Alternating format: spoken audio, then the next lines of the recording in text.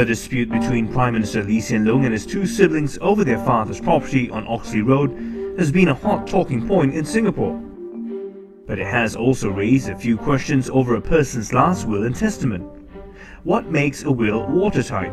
And why are such wills still contested? We head to the streets to find out. I have no idea because I never drafted a will and not been involved in one yet. I think a person who writes a will with full consciousness, as well as know what they are writing, as well as there's sufficient witnesses, and also they've sought advice from the experts, that would make an airtight will, in my opinion. Amolat Singh has been practicing law for the last 24 years. He says a will can be contested once a probate, the first step in the court process of settling a will, has been granted. Once probate has been granted, you can contest it within 6 months of the grant. But if it is going to be more than 6 months, then you need special reasons to convince the court why you should be allowed to challenge and what are those special reasons, as a result of which you could not challenge it within the 6 months. Amolat has seen his share of family disputes over the final will. One of the most common reasons a will is contested is when a beneficiary realizes either he has been cut out of the will or he is getting a lesser share than the rest. So the disgruntled beneficiary will then think of some ways such as undue influence, duress.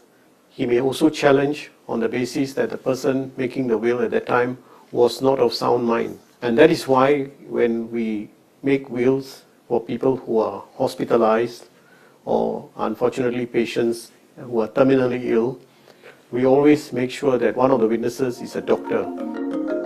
So what do you need to do to prevent your will from being contested? Amolat says you need to get it right from the beginning.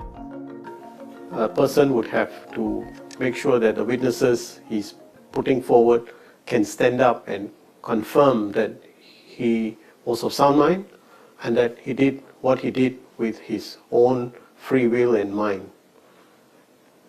So very, very important to get the two witnesses right. Number two, it's also important to ask around and get proper advice before the will is made, because certain things are distributed in the will which by law cannot be distributed. And property is one such example. If I own a house on a joint tenancy, I cannot in my will give away half of my house to somebody, because in joint tenancy the house will go to the person who is the co-owner with me.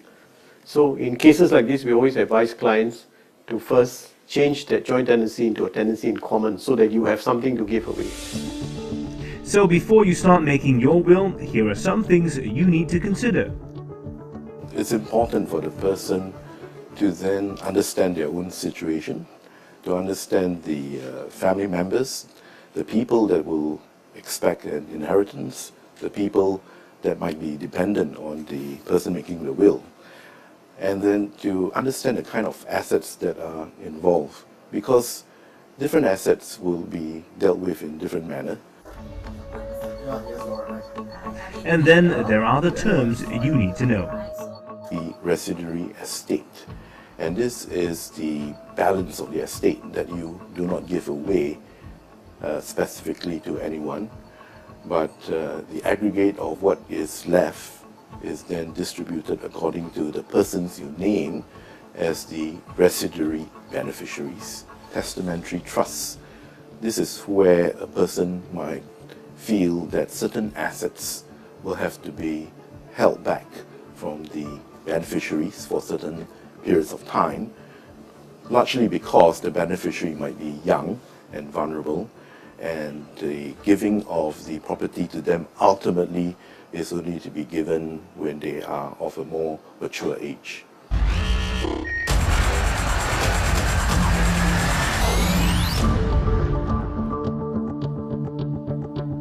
The number of wills deposited at the Wills Registry has increased only slightly from 2015 to 2016, from 3,535 to 3,659.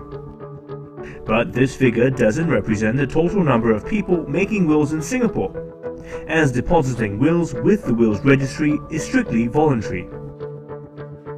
But surprisingly, an increasing number of younger people are also making wills.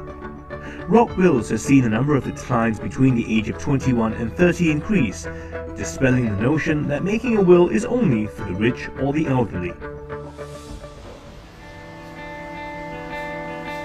One of them is 29-year-old Frances Huang. Frances is the oldest child in a family of 4.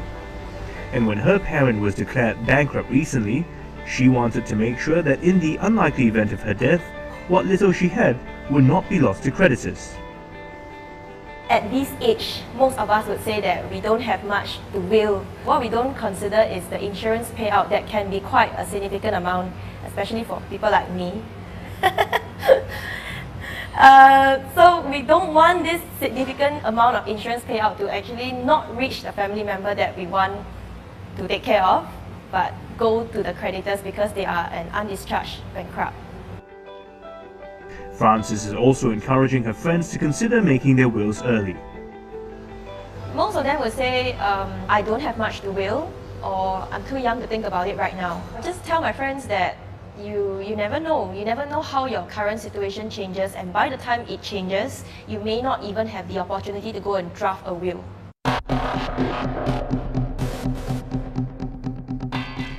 Will making is never reserved for the rich and famous and the wealthy. In fact, will writing is about giving your money away when you are not around.